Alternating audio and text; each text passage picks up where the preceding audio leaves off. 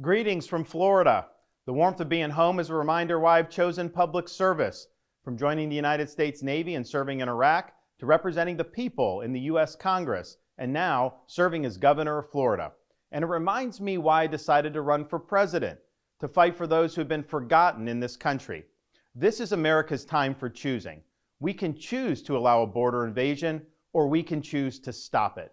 We can choose reckless borrowing and spending, or we can choose to limit government and lower inflation. We can choose political indoctrination, or we can choose classical education.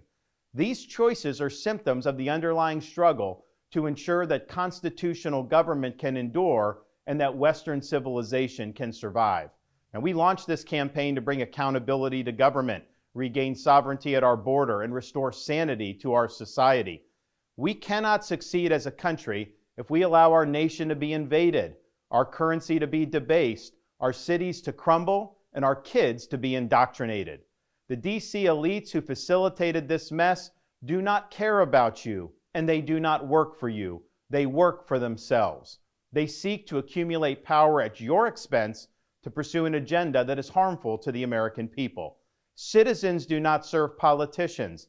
It is the duty of politicians to serve you. Talk is cheap. Actions speak louder than words.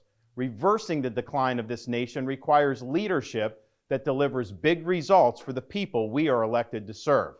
I have a record of leading with conviction, championing an agenda marked by bold colors, delivering on my promises, and defeating the people who are responsible for our nation's decline. That is the type of leadership we need for all of America. Now, over the past many months, Casey and I have traveled across the country to deliver a message of hope that decline is a choice and that we can, in fact, succeed again as a nation. Nobody worked harder, and we left it all out on the field. Now, following our second place finish in Iowa, we've prayed and deliberated on the way forward. If there was anything I could do to produce a favorable outcome, more campaign stops, more interviews, I would do it. But I can't ask our supporters to volunteer their time and donate their resources if we don't have a clear path to victory. Accordingly, I am today suspending my campaign. I'm proud to have delivered on 100% of my promises, and I will not stop now.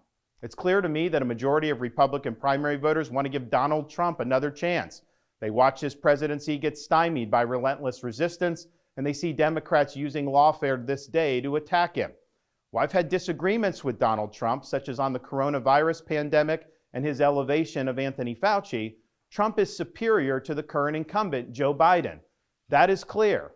I signed a pledge to support the Republican nominee, and I will honor that pledge. He has my endorsement because we can't go back to the old Republican guard of yesteryear, a repackaged form of warmed-over corporatism that Nikki Haley represents. The days of putting Americans last, of kowtowing to large corporations, of caving to woke ideology are over. I thank all of our passionate supporters who have stood by us through it all. That we had people volunteer to come to Iowa in the middle of a blizzard to knock on doors and make phone calls touched us dearly. No candidate had more thrown at him, but no candidate had so many committed volunteers and staff.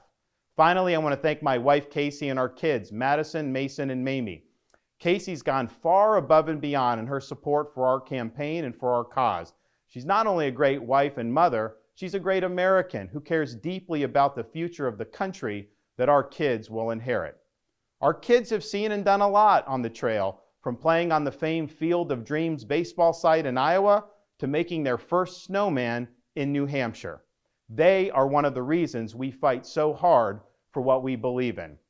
Winston Churchill once remarked that success is not final, failure is not fatal, it is the courage to continue that counts. While this campaign has ended, the mission continues. Down here in Florida, we will continue to show the country how to lead. Thank you, and God bless.